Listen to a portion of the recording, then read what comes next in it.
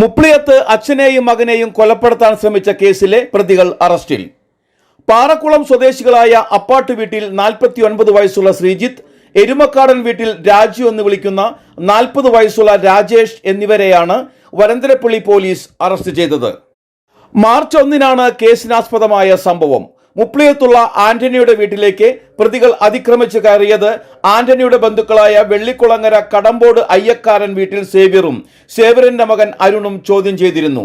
ഇതിന്റെ വൈരാഗ്യത്തിൽ പ്രതികൾ അച്ഛനെയും മകനെയും മർദ്ദിച്ച് കൊലപ്പെടുത്തുവാൻ ശ്രമിച്ചുവെന്നാണ് പോലീസ് പറയുന്നത്.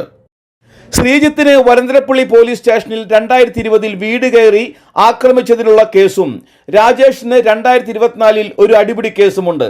Varantharappilly SHO KN Manoj, sub inspector Ashok Kumar, civil police ഓഫീസർമാരായ മുരുകദാസ്, ജോഫിൻ ജോണി എന്നിവരാണ് അറസ്റ്റ് ചെയ്ത പോലീസ് സംഘത്തിൽ ഉണ്ടായിരുന്നത്.